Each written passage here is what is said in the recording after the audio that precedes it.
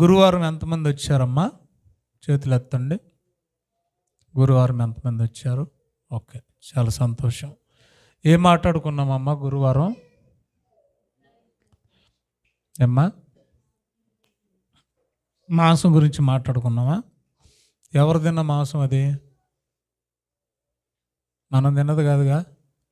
ఎవరు తిన్నారు? ఇశ్రాయేలు. ఏంటి ఆ మాంసం? పూరేడు పెట్టలు. సరేనా? అవి ఎక్కడి నుంచి వచ్చాయి? పరలోకం నుంచి కాదా, సముద్రం నుంచి వచ్చినాయి. Okay, right. చాలా సంతోషం. ఈ ఎపిసోడ్స్ కూడా ఎవరు మిస్ అవ్వకండి దయచేసి. నేను అలాగే మారు మనసుకు తగిన ఫలాలు 4 చెప్పా, ఇంకా ఉన్నాయి, వాటి గురించి కూడా చెప్తాను, కంగారు పడద్దు. ఈరోజు గురువారం కేవలం ఇశ్రాయేలీయులకి మాంసంగా ఇచ్చిన పూరేడు పెట్టల గురించే మాట్లాడాను. ఈరోజు నేను మన్నా గురించి మాట్లాడతాను. సాయంత్రం మాంసం, ఉదయం మన్నా. దేవుడు వారిని ఎలా పోషిస్తూ నడిపించాడు 40 ఏళ్ళు? సాయంత్రం మాంసం, ఉదయం ఆహారము, అదే మన్నా. సో ఈ మన్నా గురించి కొన్ని మాటలు నేను చెప్పి ఈ ఎపిసోడ్ ముగిస్తాను. ప్రియులారా, మన్నా అనే పదం హెబ్రీ పదం. మన్నా అంటే ఇంగ్లీష్లోకి వచ్చేసరికి వాట్ ఇట్ ఈజ్ లేదా వాట్ ఈజ్ ఇట్. తెలుగులోకి వచ్చేసరికి ఇదేంటి, ఇదేమి అని అర్థం. అంటే వాస్తవంగానే ఆ ఆహారం వాళ్ళకి తెలియకనే ఇది మనం ఎప్పుడు తినలేదు కదా, ఇదేంటి ఇలాగుంది అని అన్నారంట. ఇదేంటి అన్నది ఇంకేమైపోయింది, దానికి ఆ పేరు అయిపోయింది. మాట్లాడండి. ఇదేంటి అన్నది ఏమైంది, ఇదేంటి అనేదే దానికి పేరు అయిపోయింది.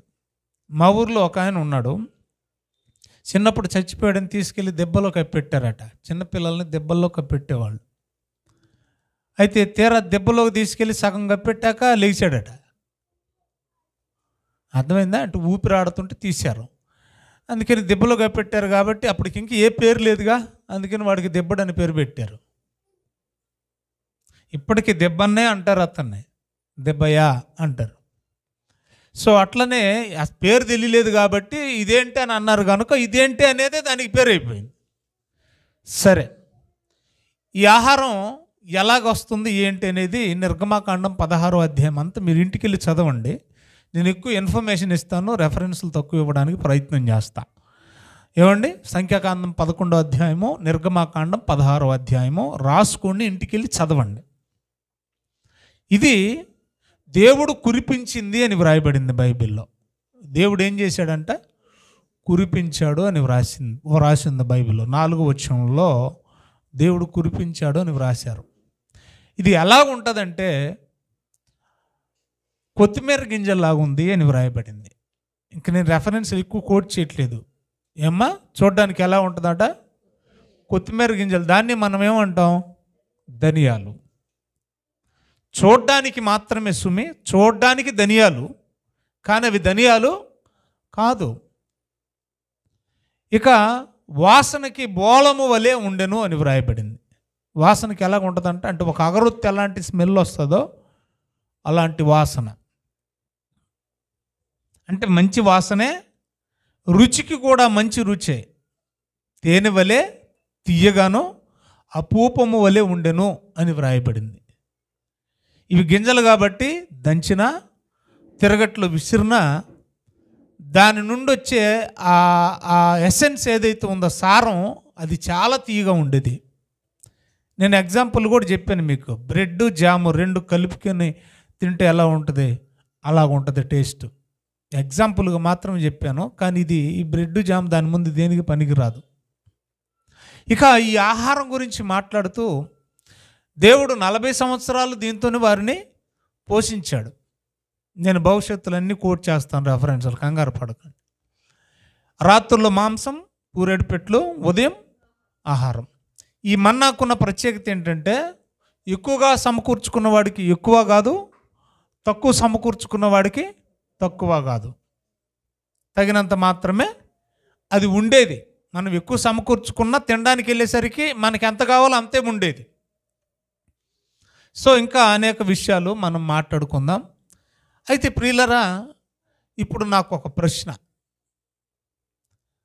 ఇప్పుడు పూరేడు పిట్టలు లేదా మాంసాన్ని దేవుడు ఇచ్చాడు, అవి పరలోకం నుంచి పడలేదు, కురవలేదు. సముద్రం మీద ఉన్న పూరేడు పిట్టల్ని దేవుని యొద్ద నుండి గాలి వచ్చి వాటిని తోడుకొని వచ్చి పాలెంలో పడేసి అని మనం చదువుకున్నాం. ఇప్పుడు మీ అందరికీ ఒక ప్రశ్నతో మన ఈ 2వ ఎపిసోడ్ ప్రారంభిద్దాం. మరి మన్నా ఎక్కడి నుంచి కురిసింది?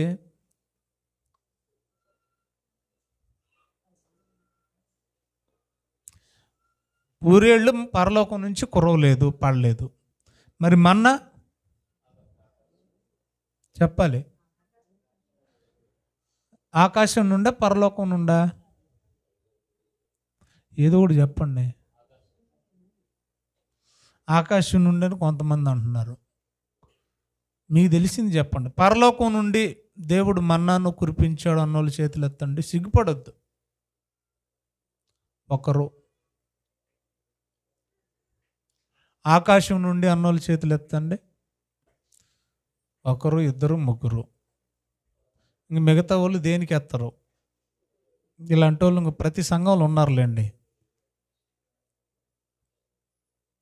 అర్థమైందా? మరి ఆకాశం నుండి కురిపితే ఇంక అందులో ప్రత్యేకత ఏముందండి? అది దేవదూతల ఆహారం ఎందుకు అవుద్దండి? మరి చేతులు ఎత్తారు. మళ్ళీ అడుగుతున్నాను, పరలోకం నుండి దేవుడు కురిపించాడా, ఆకాశం నుండి దేవుడు కురిపించాడా? ఏమ్మా, మళ్ళీ ఆలోచించి చెప్పండి. పరలోకం నుండి అన్నలు ఇప్పుడు చేతులు ఎత్తండి అంటే ఇప్పుడు చేతులు ఎత్తుతారు నాకు తెలుసు, కానీ మళ్ళీ తర్వాత ఇంకా లైఫ్లో ఎత్తరు, అది కూడా నాకు తెలుసు. సరే, విషయానికి వద్దాం. ఇంకా బైబిల్ని ఆలోచిద్దాం. అంటే పాత నిబంధనలో ఉన్న మన్నా, ఇశ్రాయేలీలు తిన్న మన్నా పరలోకం నుంచి వచ్చిందా అనేది ప్రశ్న. ఈరోజు మనకి ఇది అర్థం కావాలి. మాంసం మాత్రం పరలోకం నుండి రాలేదు, మన్నా పరలోకం నుండి వచ్చిందని చాలామంది బోధ చేసేసారు. ఇప్పటికే మన్నా అనేది పరలోకం నుండి దేవుడు ఇచ్చాడని చాలామంది ఇప్పటికే ఏం చేశారు? బోధ చేసేసారు. కానీ నాకు ఒక ఊతం దొరికింది. పరలోకం నుండి మన్నా రాలేదు, పరలోకం నుండి మన్నా కురవలేదు అనడానికి నాకు ఒక ఊతం దొరికింది. అదేంటో ఒకసారి మనం బైబిల్లో చూద్దాం. యోహాను సువార్త 6వ అధ్యాయం. అందరు బైబిల్ ఓపెన్ చేయాలి. 31వ వచనం మనం చదువుదాం.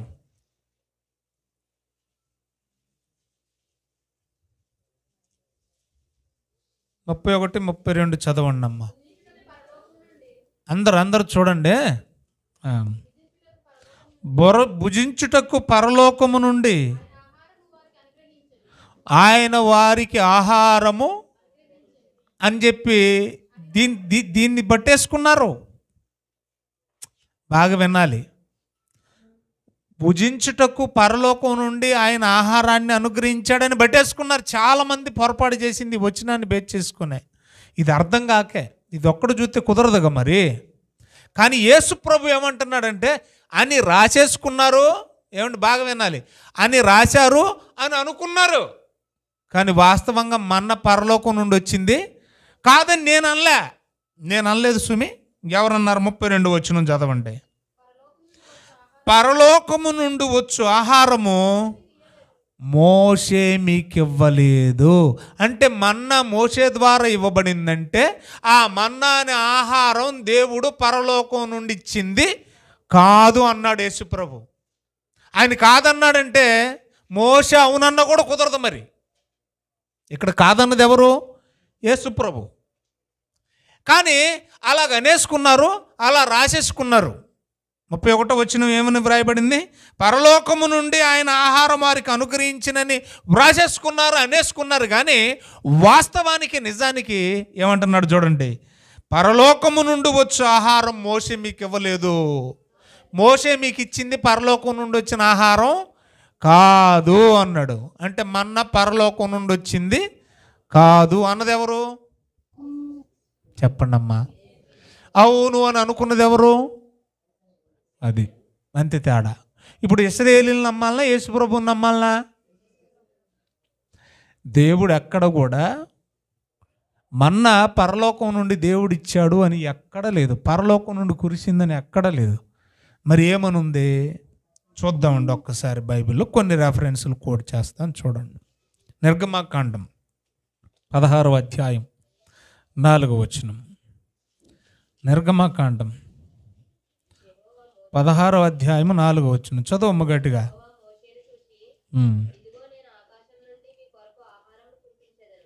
ఎక్కడి నుంచి అన్నాడు? అంతేనా? పరలోకం అన్నాడా? ఆకాశమే కదా. కంగారు అస్సలు పడకండే. ఆకాశానికి పరలోకానికి ఏమైనా సంబంధం ఉందా? లేదు, అది సపరేట్ లోకం. నెహెమ్యా గ్రంథం 9వ అధ్యాయం 5వ వచనం.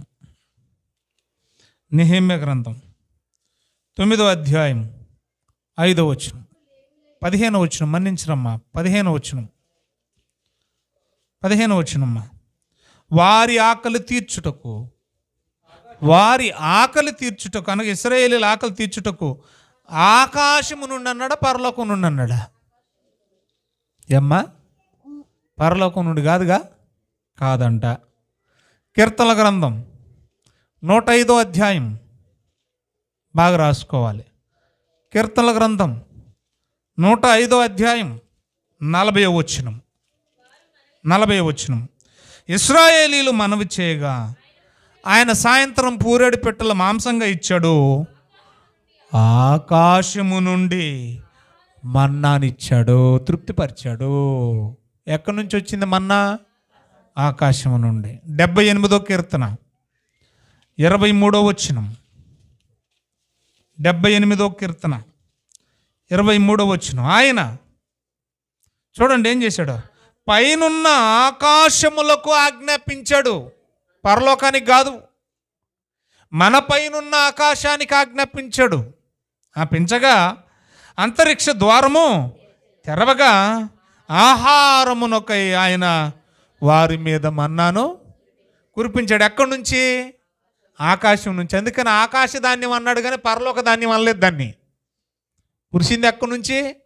అందుకే దానికి మరొక పేరేంటి చెప్పండి? అక్కడే ఉంది కదా, ఆకాశ ధాన్యం. దేవదూతలు తిన్నారా లేదనేది తర్వాత ఇంకో రోజు మాట్లాడుకుందాం మనం. ఏమ్మా, అక్కడ వరకు వద్దు. సో మన్నా అనేది పరలోకం నుండి వచ్చింది కాదు, దయచేసి అపార్థం చేసుకోకండి. కాదని నేను అనలేదు, యేసు ప్రభువే చెప్పాడు. మన పితరులు తిన్న మోషే ద్వారా మన పితరులు తిన్న మన్నా అనే ఆహారం నీకు పరలోకం నుండి వచ్చింది కాదు అని యేసు ప్రభు చెప్పాడు. మరి ఎక్కడి నుండి వచ్చిందంటే ఇప్పుడు పరిశీలన చేస్తున్నాం. ఆకాశం నుండి అని వ్రాయబడింది. ఇంకా మరొక మాట చూడండి దయచేసి, 24వ వచనంలో చదవండి. ఆహారమునకై కురిపించును, ఆకాశ ధాన్యము దేవుడు వారికి అనుగ్రహించును. రైట్. ఇది ఎక్కడి నుంచి వచ్చింది అని అంటే చెప్పండి? ఆకాశం నుండి. ఇప్పుడు అంటే భూ వాతావరణానికి సంబంధించింది అది, పరలోక ఆహారము కాదు. చాలామంది ఇంకా అపార్థం చేసుకోవడానికి మరొక వచనం ఏంటంటే ఇదే, దేవదూతల ఆహారం అని ఉంది కదా అక్కడ. వింటున్నారా బాగా? 6వ అధ్యాయం మనం ఇందాక చదువుకున్న 6వ అధ్యాయము ఎన్నో వచనం అది? మోషే ద్వారా దేవుడు అదే పరలోకం నుండి మన్నాను కురిపించాడు అన్నాడు కదా. 6వ అధ్యాయం వచనం ఎంత అని వ్రాయబడినట్టు ఉంది కదా, 31. అక్కడ ఏమని రాయబడింది? పరలోకము నుండి దేవుడు ఏమండి ఆహారాన్ని అనుగ్రహించినట్లు అని వ్రాసుకున్నారు కదా. అదొకటి అపార్థం చేసుకున్నారు. రెండోది 78వ కీర్తన 24వ వచనంలో దేవదూతల 24, 25 వచనాల్లో ఆకాశ ధాన్యం, తర్వాత ఏమన్నారు? దేవదూతల ఆహారం అన్నారు. కాబట్టి దేవదూతలు అంటే పరలోకంలో ఉంటాయి, అంటే పరలోకంలో తినే చెప్పండి ఆహారం. అసలు పరలోకంలో ఆహారం ఉంటుందా? మీరే ఆలోచించాలి. మరి అవన్నీ మనం తర్వాత మాట్లాడుకుందాం. దేవదూతల ఆహారం తింటాయా లేదా మాట్లాడుకుందాం. ఏమండి? ఇప్పుడు మన్నా గురించి మనం మాట్లాడుకుంటున్నాం. ఒకటి, మన్నా ఆకాశానికి సంబంధించింది. ఆకాశ ధాన్యం అన్నాడు. కొరింథీయులకు రాసిన మొదటి పత్రిక 15వ అధ్యాయంలో కూడా భూవస్తు రూపములు ఉన్నాయి, ఆకాశ వస్తు రూపములు కలవు, దేని మహిమ దానికి కూడా ఉంది అని చెప్పాడు. అంటే భూమి మీద ఉన్న వస్తువులకు శక్తి ఉంది, ఆకాశంలో కూడా వస్తువులు ఉన్నాయి, వాటికి కూడా ఏమున్నాయి? శక్తులు ఉన్నాయి. వాటిని అప్పుడప్పుడు రిలీజ్ చేస్తాడు దేవుడు. అది దేవుని ఆజ్ఞకు మాత్రమే రిలీజ్ అవుతాయి. ఇప్పుడు ఆకాశానికి తూము ఉంది, నీకు కనపడదు. ఆకాశానికి ఏముంది? తూము ఉంది. దాన్ని ఇంగ్లీష్లో విండో అన్నాడు. ఏమండి? ఇంగ్లీష్లో ఏమన్నాడు? ద విండో ఆఫ్ హెవెన్ అన్నాడు. అంటే ఆకాశపు తూము. ఇది మనం జలప్రవాహం సందర్భం చదువుతున్నప్పుడు దేవుడు ఏం చేశాడంటే 7వ అధ్యాయం మనం చదువుతుంటే ఆదికాండంలో ఆకాశపు తూములను విప్పెను, తెరిచెను అని ఉంది. మరి తూములు ఉన్నాయంటున్నాడు అని అన్నప్పుడు అవి కనబడవు కదా? కనబడవు. అర్థమవుతుందా? అవి దేవుడికే కనబడతాయి, మనకు కనపడవు. తూములు ఇప్పితే మనం ఏమనుకుంటామంటే, ఏమండి నీళ్ళు అంటే భూమికి సంబంధించినవి కదా, పరలోకంలో నీళ్ళు ఉండవుగా? పరలోకంలో నీళ్ళు ఉంటాయా? ఉండవు. అవి భూవాతావరణానికి సంబంధించినవి. భూవాతావరణానికి సంబంధించిన నీళ్ళు కూడా మనకు తెలిసింది ఎంతవరకు అంటే, నీరు ఆవిరిగా, వేడికి ఆవిరిగా మారి ఆవిరి మేఘంగా మారి తర్వాత ఏమొస్తుంది? వర్షం వస్తుంది. ఇదే మనకు తెలుసు. నేనేమంటానంటే, బాగా వినాలి, మరి అంతవరకు వర్షం రాంది అంతకుముందు ఇప్పుడు వేడెక్కలేదా? వేడెక్కింది. అప్పటి వరకు మీరు గమనించాలి, నోవహు జలప్రవాహం వరకు వచ్చిన ఆ వర్షం ఏదైతే ఉందో, ఆ రోజు వచ్చిన వర్షం, అది భూమి మీద సూర్యరశ్మి వల్ల వేడెక్కి ఆవిరైపోయి కురిసిన వర్షం కాదు. అంటే ఋతువులు, ఋతుపవనాలు, తర్వాత ఈ ఋతుక్రమం ఏదైతే ఉందో భూవాతావరణానికి సంబంధించి, అది ఆ తర్వాత మొదలైంది. అప్పటి వరకు వర్షం లేదు. అంటే జలప్రవాహంలో పడ్డ వర్షం దేవుని ఆజ్ఞ వల్ల ఆల్రెడీ పైన జలాలు ఉన్నాయి. అందుకని బైబిల్ ఆదికాండం 1వ అధ్యాయం చదువుతుంటే క్రింద జలాలు అన్నాడు, మీది జలాలు అన్నాడు, పైనున్న జలాలు అన్నాడు. ఆ పైనున్న జలాలకు తూములడ్డున్నాయి. దేవుడు ఆజ్ఞ ఇస్తే ఏమవుతాయి?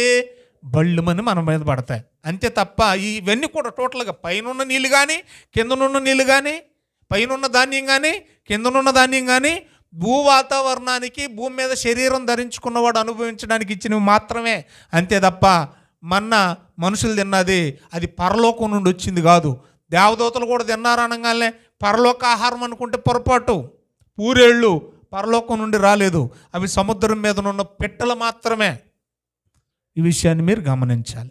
ఇప్పుడు మనం తిన్న మన్నాకి, ఎందుకంటే దేవుడు ఒక మాట అన్నాడు, యేసు ప్రభు ఒక ఆజ్ఞ ఇచ్చాడు, సంగమ మనకి ఇచ్చాడు ఆజ్ఞ. 2వ అధ్యాయం 17వ వచనంలో పెర్గమ సంఘానికి ఉత్తరాన్ని రాస్తూ ప్రకటనల గ్రంథం 2:17 అంటాడు, ఇదిగో మీకు మరుగై ఉన్న మన్నాను భుజింపనిస్తాను, దానికి ముందు మీరు ఏం చేయాలంటే జయించాలి అన్నాడు.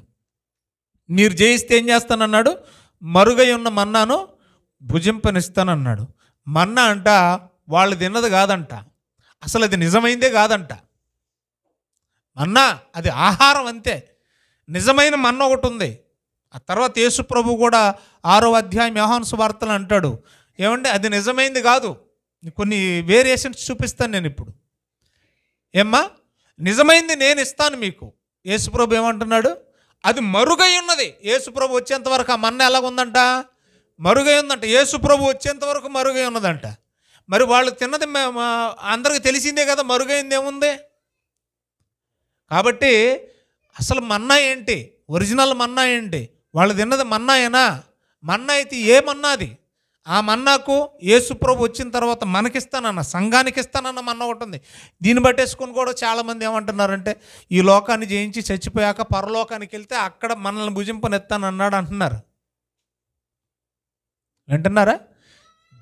జయించడం అనేది ఎక్కడంట? ఏమండి, ఈ లోకంలో జయిస్తేనట, జయించిన మనకి పరలోకం వెళ్ళాక పరలోకంలో భుజింపనెత్తాను అని కిట్టించి దీన్ని వివరించే వాళ్ళు కూడా లేకపోలేదు. మనం ఏది భుజించాలన్న మళ్ళీ చెప్తున్నాను, గుర్తుపెట్టుకోండి. అది భూ సంబంధమైన మన్నా అయినా, పర సంబంధమైన మన్నా అన్నా ఈ భూలోకంలోనే భుజించాలి. వింటున్నారా? ఏ లోకంలో భుజించాలి? ఈ లోకంలోనే మనం భుజించాలి.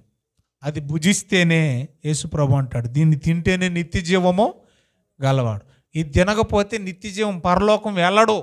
ఇంక అక్కడ తినేదేంటి? ఇక పరలోకం వెళ్ళకపోతే ఇంక అక్కడేం తింటాడు? అయినా అక్కడ ఆకలి ఉంటుందా? దాహం ఉంటుందా? కన్నీళ్ళు ఉంటాయా? మరి ఇంక అక్కడ తినేది ఏంటండి? కాబట్టి ఇవన్నీ కూడా భూమి మీద మనం చేయవలసినవి. ఈ మన్నాలకు తేడా, యేసు ప్రభు మరుగై ఉన్న మన్నా అన్నాడు, ఆ మన్నాకి ఇశ్రాయేలీలు తిన్న మన్నాకు తేడా ఏంటనేది మనం ఒకసారి చూద్దాం. దయచేసి అందరూ బైబిల్ ఓపెన్ చేయండి. మొదటిగా మీరు గమనించవలసిన వేరియేషన్ ఏంటంటే 31వ వచనంలో పరలోకము నుండి కురిపించబడిన లేదా దిగివచ్చిన మన్నా మోషే మన పితరులకు ఇవ్వలేదంట. అంటే మోషే ద్వారా ఇవ్వబడిన మన్నా పరలోకం నుండి వచ్చింది కాదంట. పరలోకము నుండి వచ్చిన మన్నా వేరొకటి ఉందట. అది యేసు ప్రభు ద్వారా మనకి ఇవ్వబడేది. వినాలి బాగా. మోషే ద్వారా ఇవ్వబడింది పితరులు తిన్నారు, యేసు ప్రభు ద్వారా ఇవ్వబడింది వేరేది ఉంది, అది మరుగుగా ఉందట. అది మనం తర్వాత చూద్దాం. కానీ రెండింటికి వేరియేషన్ మనకి తెలియాలి. ఏమండి? ఒకవైపు రాసుకోండి, మోషే ద్వారా ఇవ్వబడిన మన్నా అది పరలోకం నుండి వచ్చింది కాదు. రెండో వైపు రాసుకోండి, యేసు ప్రభు ద్వారా ఇవ్వబడిన మన్నా అది పరలోకం నుండి వచ్చింది. నేను జస్ట్ వేరియేషన్ చెప్పి ముగిస్తాను, వివరణ నెక్స్ట్ వీక్ నేను మాట్లాడతాను. జాగ్రత్తగా నోటీస్ చేయండి. నంబర్ 1, పరలోకం నుండి వచ్చిందైతే ఇటువైపు రాసుకోండి, యేసు ప్రభు వైపు రాసుకోండి. పరలోకం నుండి వచ్చిందైతే తీసారా? 6వ అధ్యాయం 51వ వచనం రాసుకోండి. 6:51.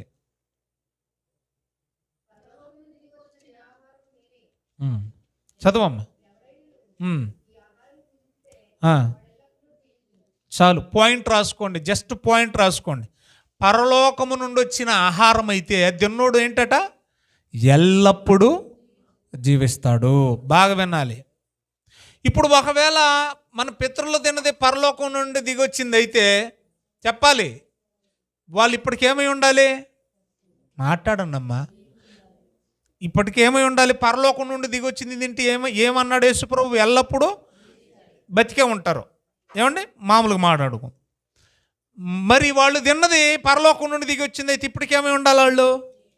మీరు మళ్ళీ డౌట్ రావచ్చు, ఉన్నారు కదండి పరదైసులని. అర్థమవుతుందా ఏమ్మా? అందరూ ఉన్నారా? మరి లేరు కదా. అవిధేయులు కూడా తినలేదా దాన్ని? తిన్నారు. మరి వాళ్ళు కూడా జీవించేవారు లెక్కలు వేసేద్దామా ఏంటి?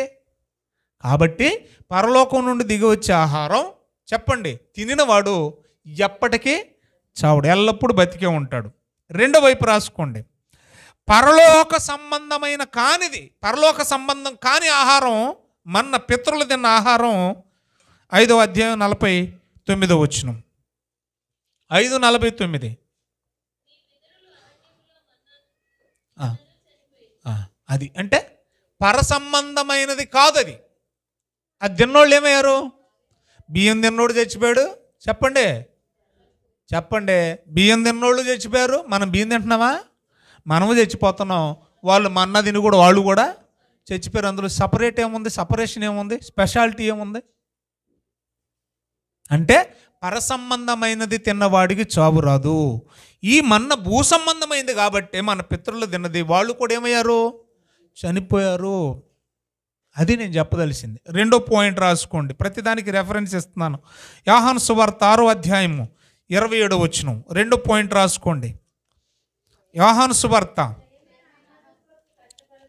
క్షయమైన ఆహారము కొరకు కష్టపడకుడి, కష్టపడుడి. చాలమ్మా, పాయింట్ రాసేసుకోండి. పరలోకము నుండి దిగి వచ్చే ఆహారం అక్షయమైంది. వింటున్నారమ్మా? పరలోకం నుండి యేసు ప్రభు ద్వారా వచ్చే ఆహారం ఏంటంట? అక్షయమైంది. మరి మన పితరులు తిన్న ఆహారం ఆకాశం నుండి వచ్చింది. ఏమండి? ఇలా రాసుకోండి, బాగుంటుంది. ఒకటి పరలోకం నుండి వచ్చిన ఆహారం, రెండోది ఆకాశం నుండి వచ్చిన ఆహారం. లేదా యేసు ప్రభు ద్వారా పరలోకం నుండి ఇవ్వబడిన ఆహారం, మోషే ద్వారా ఆకాశం నుండి ఇవ్వబడిన ఆహారం. అలా రాసుకోండి, సరేనా? కన్ఫ్యూజ్ లేదు కదా? రైట్, విషయానికి వద్దాం. రెండోది, పరలోకం నుండి వచ్చేది అక్షయమైంది, ఆకాశం నుండి వచ్చింది క్షయమైపోయేది. అక్షయమైందంటే ఏంటి? అది పాడైపోదు.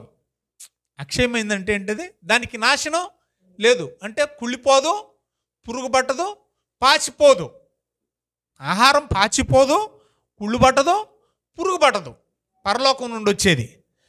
మరి ఆకాశం నుండి వచ్చేది అయితే ఆ మాట చదువుదాం.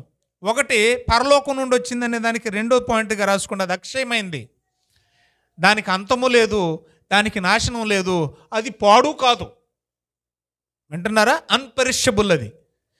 రెండో వైపు రాసుకోండి దయచేసి. నిర్గమకాండం 16వ అధ్యాయం 20వ వచనం. మన పితరులు తిన్న మన్న పరలోకం నుండి వచ్చింది అయితే ఏమండి? మరి అక్కడ ఏమని రాశాడు చూడండి, 20వ వచనంలో 16, 20.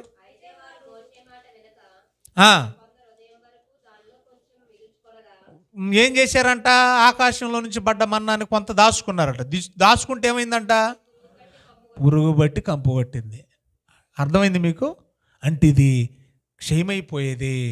మన పితరులు తిన్నది ఏంటంటే అది క్షయమైపోయేది, అది పురుగు పడుతుంది, కంపు పడుతుంది. కానీ యేసు ప్రభు ద్వారా మనకి ఇవ్వబడే ఆ మన్నా ఎలాంటిదట?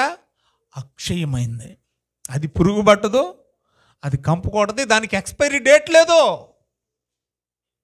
వింటున్నారా? రెండని. మూడో మాట మనం చూద్దాం.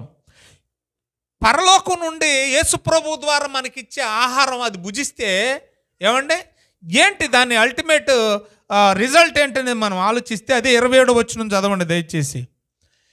అది మనం తింటే తద్వారా మనకు నిత్య జీవం వచ్చింది అంటున్నాడు చూడండి అక్కడ. ఏమ్మా, పరలోకం నుండి వచ్చే ఆహారం మనం తింటే ఏమవుతామంట? నిత్యము జీవిస్తామంట. అర్థమవుతుందా? అది నిత్య జీవం కోసం ఇవ్వబడింది, టెంపరరీ లైఫ్ కోసం కాదంట. మరి ఆకాశం నుండి ఇవ్వబడిన ఆహారం టెంపరరీ లైఫ్ కోసం, అంటే ఆకలి తీరడం కోసం, నిత్యము జీవించడం కోసం కాదు. ఆకలి తీర్చడానికి మాత్రమే శక్తిగా ఉపయోగపడేది మన పితరులు తిన్న లేదా ఆకాశము నుండి ఇవ్వబడిన కురిసిన ఆహారం. మరి యేసు ప్రభు ద్వారా ఇచ్చేది కేవలం తృప్తి కోసం కాదంట, అది నిత్య జీవం కోసం.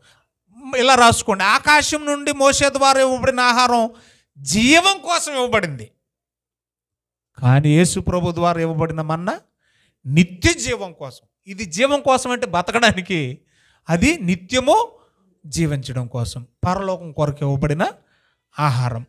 రెండో వైపు రాసుకోండి దయచేసి. ఏమంటే అది తాత్కాలికంగా జీవింపజేయడం కోసమే, శరీర ఆకలిని తీర్చడం కోసం ఇవ్వబడిందని రెండు వైపులు కూడా రెండు రెఫరెన్సులు రాసుకోండి. ఆయన ఇచ్చింది మీకు నిత్య జీవం కోసం కాదు, నేనిచ్చిందే మీకు నిత్య జీవం కోసం అన్నాడు. మూడో పాయింట్ రాసుకోండి దయచేసి.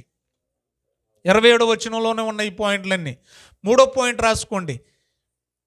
మోషే ద్వారా ఇవ్వబడిన ఆహారాన్ని సమకూర్చుకోవడానికి కష్టపడక్కర్లేదు. వింటున్నారా? మోషే ద్వారా ఇవ్వబడిన ఆహారం వాళ్ళు కష్టపడ్డందుకు ఇచ్చాడా, ఉత్తిపుణ్యానికి ఇచ్చాడా?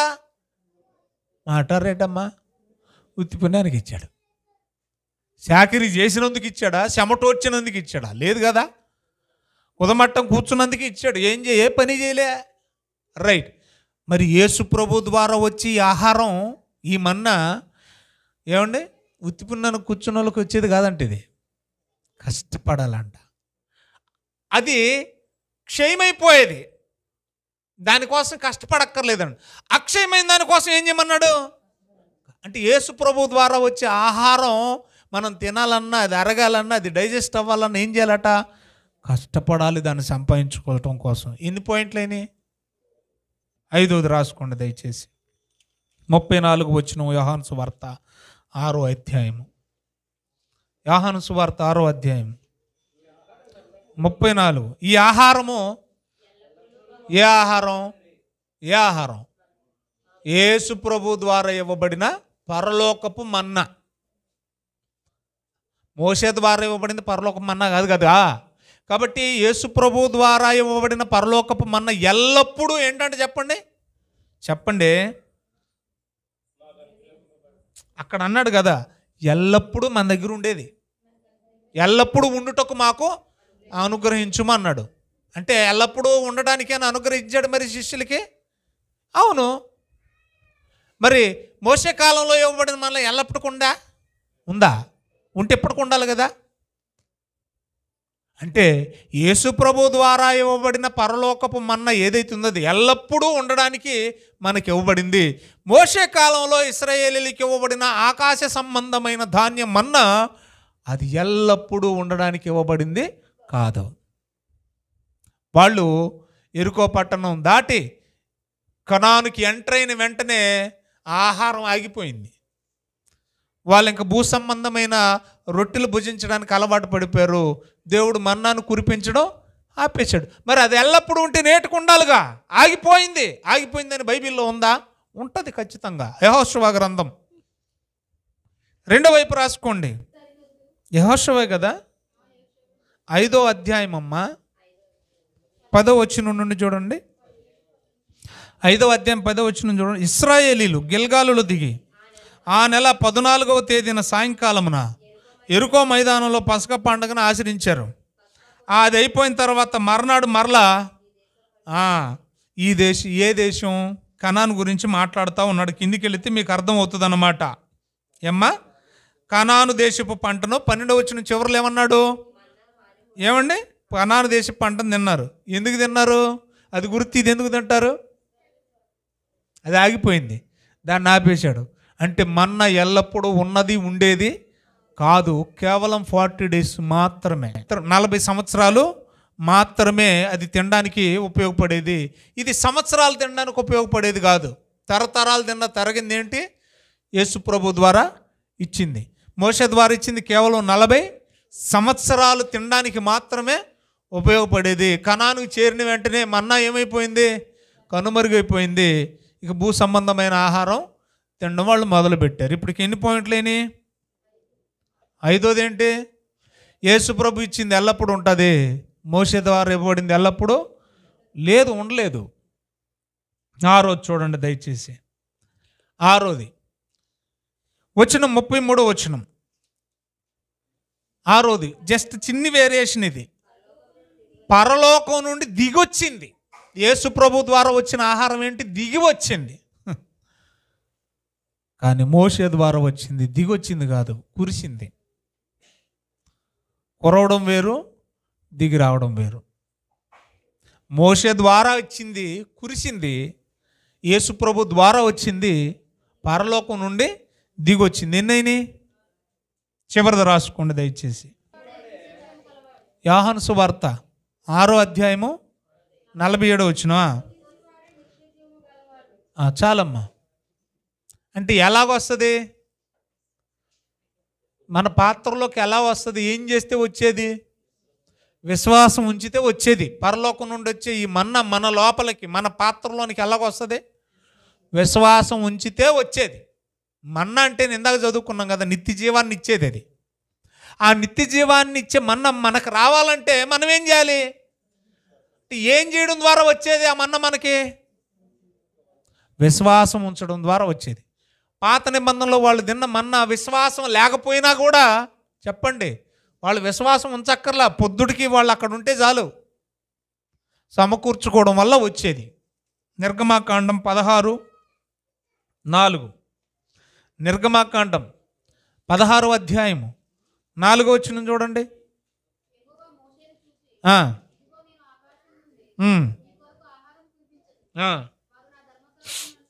నడుతురో లేదో చూద్దామని. ఏమండి, ఎలాగొచ్చింది? అది కూర్చుకోవడం వల్ల వచ్చింది. అర్థమైనాయి అమ్మ నా మాటలు? 7 points చెప్పాను నేను. పరలోకము నుండి వచ్చే యేసు ప్రభు ద్వారా వచ్చే మన్నాకు, ఆకాశము నుండి మోషే ద్వారా మన పితరులకు ఇవ్వబడిన మన్నాకు ఎంత తేడా ఉంది? 7 వ్యత్యాసాలు నేను మీకు చూపించాను. జస్ట్ రిపీట్ చేస్తాను. 1, యేసు ప్రభు ద్వారా ఇచ్చింది తింటే ఎల్లప్పుడూ జీవిస్తారో, దానికి ఆపోజిట్ అద్దెన్నోళ్ళు చచ్చిపోయారు, ఎల్లప్పుడూ జీవించాల. రెండోది, అది అక్షయమైంది, యేసు ప్రభు ద్వారా ఇచ్చింది, అది పురుగులు పట్టదో పాడైపోదు. మరి అది పురుగు పట్టింది, వాసన వచ్చింది. 3, యేసు ప్రభు ద్వారా ఇచ్చింది నిత్యజీవం కలుగు చేయడానికి. మరి మోషే ద్వారా ఇచ్చింది నిత్యజీవం కలుగు చేయడానికైతే వాళ్ళు మరి చనిపోయారు కదా. 4వది, యేసు ప్రభు ద్వారా మనకి ఇవ్వబడిన అక్షయ ఆహారం, ఆ మన్నా భుజించడానికి ఏమంటే కష్టపడాలి, సమకూర్చుకోవడానికి. దాన్ని కష్టపడక్కర్లేదు.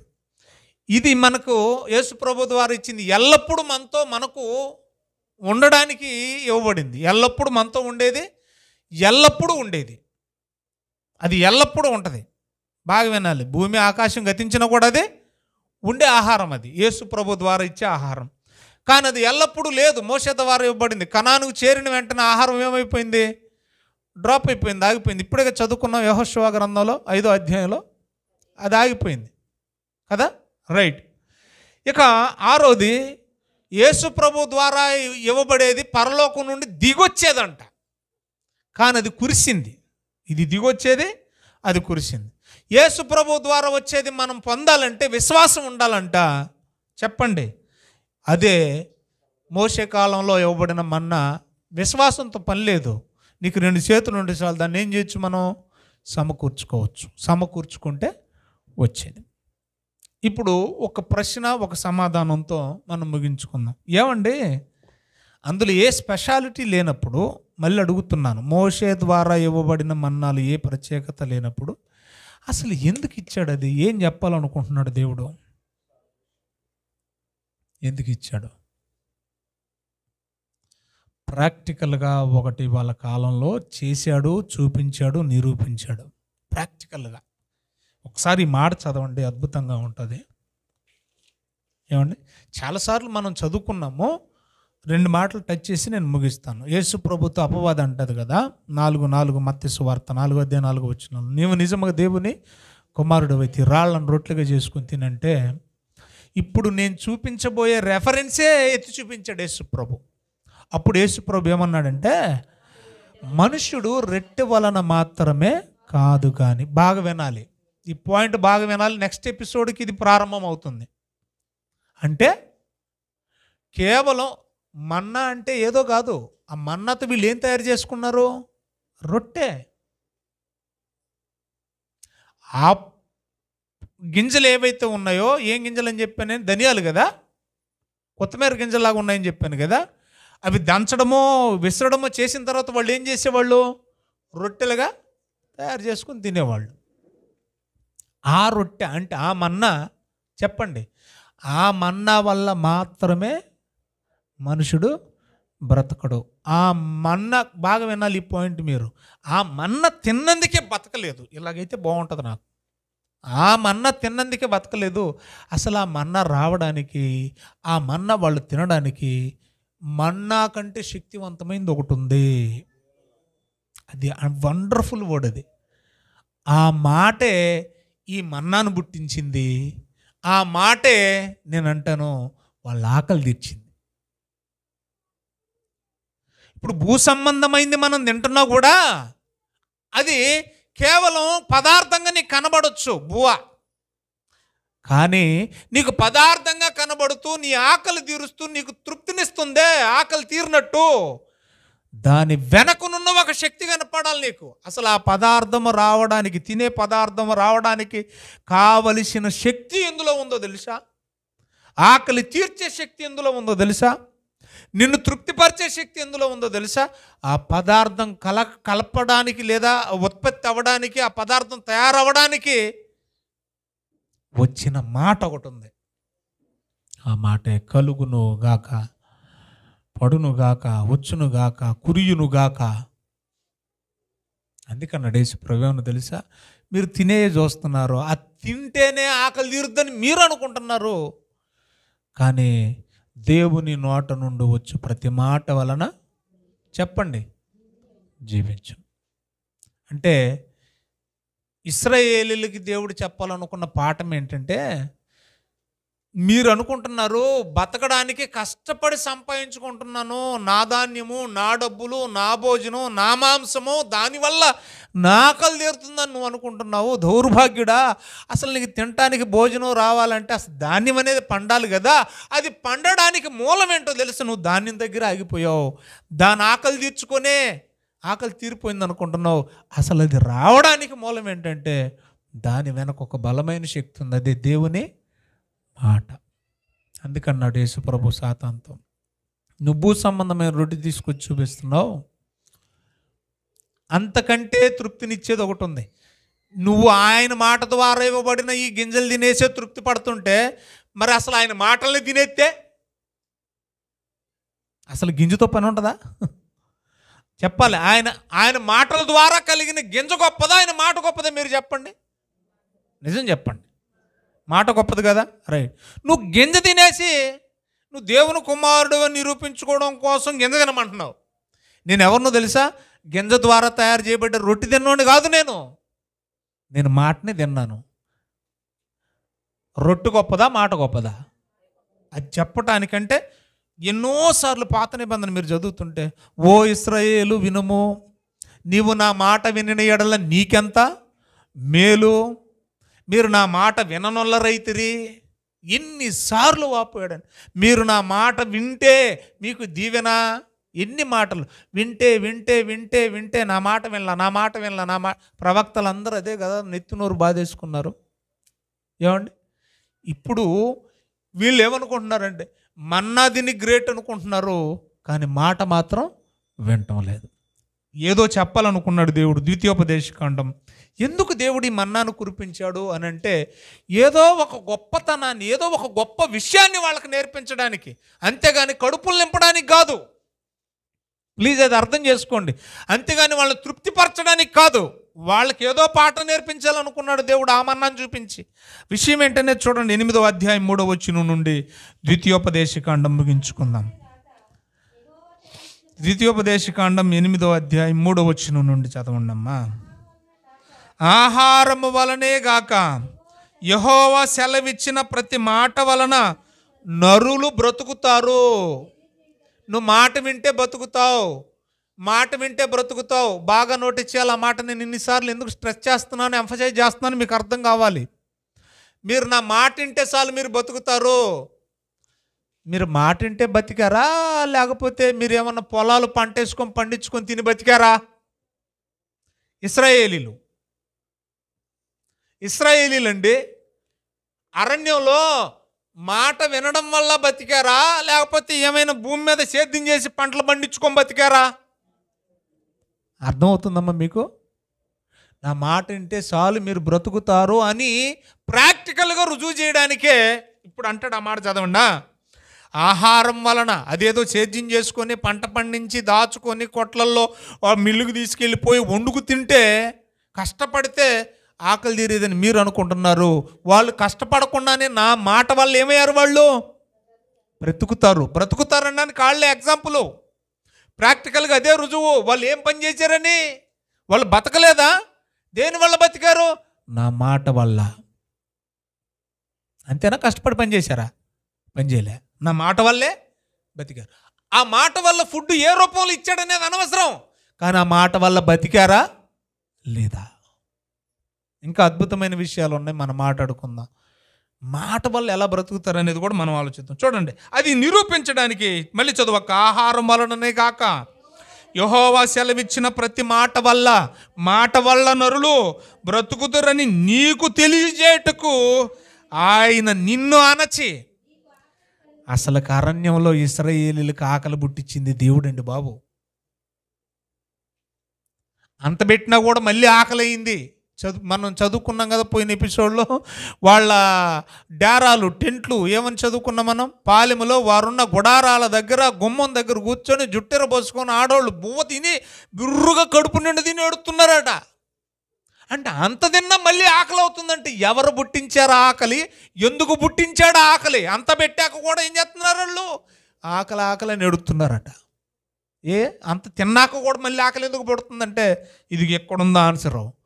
దేవుడే మళ్ళీ వాళ్ళకి ఆకలి పుట్టిస్తున్నాడు. కారణం ఏంటంటే చదవండి, అంత తిన్నా మళ్ళీ ఆకలి ఎందుకు పుట్టిస్తున్నాడంటే నా మాట వల్ల వాళ్ళు బతుకుతారు అని నేర్పించడానికి. చదవండి ఆ మాట మళ్ళీ దయచేసి. మళ్ళీ ఆయనే వాళ్ళని అణచి ఆకలి కలుగజేసి, నీవే కానీ ఆకలి ఎందుకు పుట్టిస్తున్నాడంటే నీవే కానీ నీ పితరులే కానీ ఎన్నడూ ఎరుగని మన్నాతో నిన్ను పోషించాలని. ఆ మన్నా ఎలా పడుతుంది, ఎందుకు పడుతుంది? పైన రైతులు లేరే, పైన సేద్యం చేయటం లేదే, ఎందుకు వస్తుంది? ఆలోచించాలని. అది దేవుని మాట వల్ల పడేది. ఆ మాట వల్ల పడేది తింటే ఏమవుతుంది? ఆకలి తీరుతుంది. పడేదాన్ని పక్కన పెట్టండి, వీళ్ళు కష్టపడట్లేదుగా. ఈ పడేది ఏదైనా మధ్యలో నుంచి ఏదైనా పక్కన పెట్టండి, వీళ్ళు ఆకలి తీరుతుందంటే కారణం ఏంటి? అరణ్యాలు చెప్పండి. దేవుని మాట. మీరు నా మాట ఇంటి బతుకుతారని చెప్పడానికి ప్రాక్టికల్గా చెప్పాలి. మన్నానిచ్చాడు. ఇది 1 రోజు 2 రోజులు చేసి వదిలేస్తే మర్చిపోతారని ఆయన ఏం చేశాడు చూడండి, 4వ వచనం. ఈ 40 సంవత్సరములు నీవు వేసుకొనిన బట్టలు పాతకెళ్ళలేదు, నీ కాళ్ళకు వాపు రాలేదు. ఒకడు తన కుమారుణ్ణి ఎట్లు రక్షించును అట్లే నీ దేవుడైన యెహోవా నిన్ను శిక్షించువాడని నీవు తెలుసుకొని ఆయన మార్గములలో నడుచుకొనున్నట్లును ఆయనకు భయపడినట్లును నీ దేవుడైన యెహోవా ఆజ్ఞను గైకొనవలెను. చాలమ్మా. అంటే ఇదంతా ఎందుకు చెప్పాడు, ఎందుకు చేశాడంట? నువ్వు తిన్న మన్నా కంటే ఆయన మాట ఎంత గొప్పదో, ఆయన ఆజ్ఞ ఎంత గొప్పదో, ఆయనకు లోబడ్డం అనేది ఎంత గొప్ప విషయమో, ఆయనకి విధేయత చూపించడం అనేది ఎంత గొప్ప విషయమో నీకెందుకు? నువ్వు నా మాటించాలి, నీకు అన్నీ నేను చూసుకుంటాను అని చెప్పడానికట. దేవుడు ఎంత గొప్పవాడంటే, మనం 6వ అధ్యాయము మత్తయి సువార్తలో మనం చదువుతాం, 32 నుంచి మనం చదువుతూ ఉంటాం అన్నమాట. 27 నుంచి మనం చదువుతుంటే, ఆకాశ పక్షుల్ని చూడుడి, విత్తవు కోయవు కొట్లలో కూర్చుకొను, మీరు వాటికంటే శ్రేష్ఠులు కారా అని చెప్తూ రేపటి గురించి ఆలోచించేవారు అన్నిలే, అయినా మీకేం తక్కువ చేస్తున్నాను నేను అని యేసుప్రభు మాట్లాడుతుంటాడో. మొదట భూమిని వెతకండి అనలేదు, విత్తనం వేయండి అనలేదు, సమకూర్చుకోండి అనలేదు, నా నీతిని నా రాజ్యమును వెతకుడు. నీతి ఎలా కలుగుద్ది? మాట వినడం వల్ల కలిగేదే నీతి. ఫస్ట్లోనే మాట్లాడుకున్నాం మనం ఫలాలలో. అంటే ముందు నా మాట వినండి, అది దాని అర్థం. ఏమ్మా, ముందు నా నీతిని వెతకండి అంటే ముందు నా మాట వినండి, అప్పుడన్నీ మీకు సమకూర్చబడతాయి. అంటే మన్నానిచ్చి దేవుడు మనకేమి నేర్పించాలనుకుంటున్నాడు?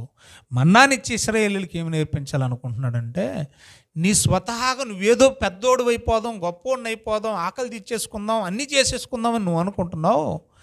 నీ వల్ల ఏమి కాదు నాయనా, నా మాట వింటే చాలు, నీకన్నీ సమకూడి జరుగుతాయి, నీకన్నీ సమకూర్చబడతాయి. నీ అంతటి నువ్వు కష్టపడాలి, సంపాదించుకోవాలి అని అనుకుంటున్నావంటే ఇక నన్ను నువ్వు గుర్తించట్లే, నన్ను ఏం చేయట్లేదు, నువ్వు గుర్తించట్లేదు, నా శక్తి నీకు అర్థం కావట్లేదు. కాబట్టి నీ శక్తి వల్ల సంపాదించుకునే దానికంటే, నీ శక్తి వల్ల సంపాదించుకొని భుజించి తృప్తిపడే దానికంటే కూడా నా మాట వింటే వచ్చే ఆశీర్వాదం చాలా గొప్పది నాయన. నువ్వు నా మాట వింటే చాలు, ఏమవుతావు? బ్రతుకుతావు.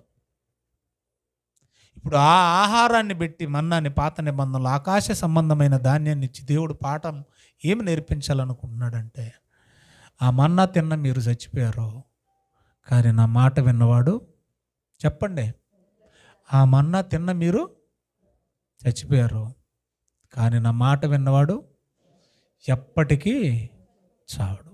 ఏది గొప్పది చెప్పండి? అద్దిని చచ్చిపోయిన వాళ్ళు గొప్ప, మాట విని బ్రతికే వాళ్ళు గొప్ప. వాళ్ళకి ఇవ్వబడిన ఆహారాన్ని చూసుకున్నారు కానీ ఏమండి, దాన్ని కలిగించిన మాటను వాళ్ళు పట్టించుకోలే. దేవుణ్ణి అస్సలు లెక్క చేయలేదండి. తిన్నారు, కంచాన్ని తన్నారు, వెళ్ళిపోయారు, అంతే. చివరాఖరి కనానికి చేరుకున్నారు, భూ సంబంధమైన ఆహారానికి అలవాటు పడ్డారు, పూర్తిగా మర్చిపోయారు తిన్న మన్నాని. వాళ్ళకి అదొక బుద్ధి, మరి అదేటో నాకు తెలియదు. పూర్తిగా ఉట్టి అన్నాన్ని మర్చిపోతే పర్వాలేదు. మనం ఒక ఎపిసోడ్ 2 ఎపిసోడ్లు కూడా మాట్లాడుకున్నాం. ఏమని? యెహోవానైనను ఆయన చేసిన కార్యములైనను ఎరుగని తరం ఒకటి పుట్టగా. కాబట్టి ప్రియులారా, దేవుని వాక్యం, దేవుని ఆజ్ఞ, దేవునికి లోబడడం అనేది మన్నాను తినడం కంటే కూడా గొప్పది. ఆ మాటకు లోబడితే, ఆ మాట వింటే చెప్పండి, మనం ఎల్లప్పుడూ బ్రతుకుతాం. కాబట్టి 17వ వచనం 2వ అధ్యాయము నిర్గమకాండం ఒకసారి ఆ మాట చూడండి. ప్రకటనల గ్రంథం ఒకసారి ఆ మాట చూడండి. 2వ అధ్యాయం 17వ వచనం ప్రకటనల గ్రంథం.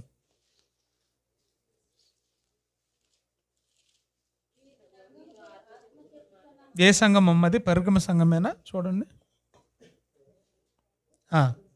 పెర్గమ సంఘమేనా? చదవండి. అదేలే.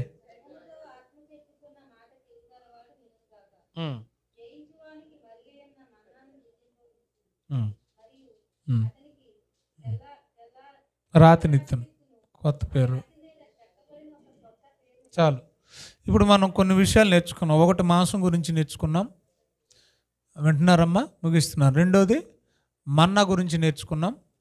మన పితరులు తిన్న మన్నా, మోషే ద్వారా ఇవ్వబడిన మన్నా ఏంటో నేర్చుకున్నాం. యేసు ప్రభు ద్వారా ఇవ్వబడిన మన్నాకున్న శక్తి ఏంటో నేర్చుకున్నాం. కానీ మరుగై ఉన్న మన్నా అన్నాడు. అంటే యేసు ప్రభు ద్వారా ఇవ్వబడిన మన్నా ఎలాంటిదంట? మరుగై ఉన్న మన్నా అన్నాడు. ఈ మన్నా ఏంటనేది వచ్చే వారం మనం మాట్లాడుకుందాం. అర్థమవుతుందా?